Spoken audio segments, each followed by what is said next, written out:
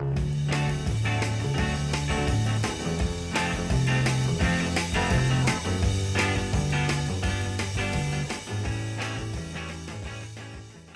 everybody, Dr. Dan here, and this week we're going to talk about retailing and consumerism, and we're going to go down a few different paths. I've changed this module a little bit.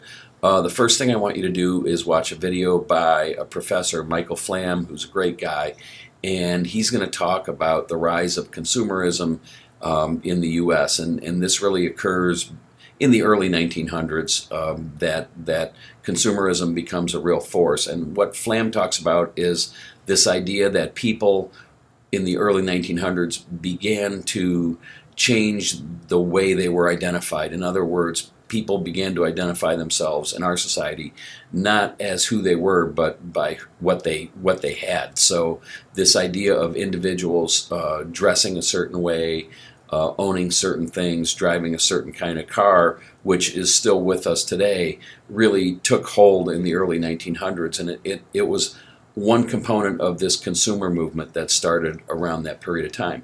The other component of the consumer movement, of course, was the rise of Madison Avenue, the science of persuasion and advertising, and I used to spend more time on that, but I'm not going to this semester. But just let it be known that this idea of advertising and the science of persuasion by companies trying to sell goods and services really rose at the same time. The other absolutely necessary force in consumerism is disposable income. So, we've read about the railroads, for example. We've read about these other companies, and so this whole new working class, whether it was blue collar or white collar, this whole new working class of people, especially in urban areas, had more disposable income than ever before around the turn of the century. So with disposable income comes this ability to, purchase things. And with electrification, department stores started to grow, shopping hours started to be extended, and so consumerism really took off at that period of time.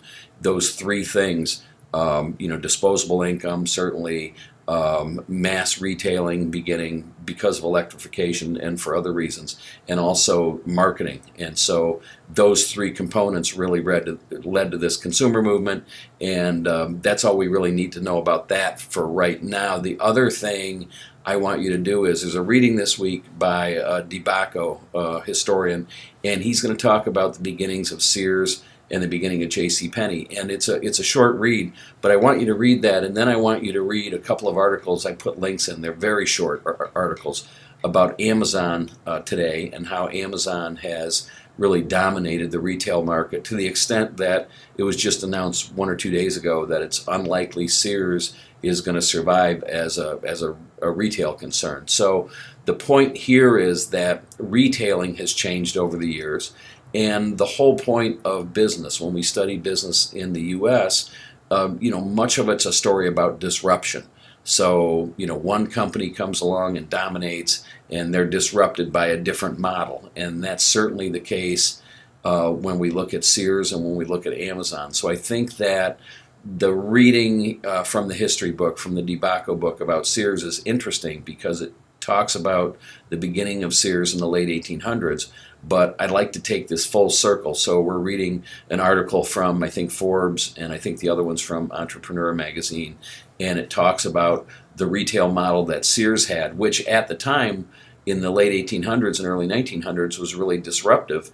And ironically, it was disruptive for the same reasons as Amazon is today.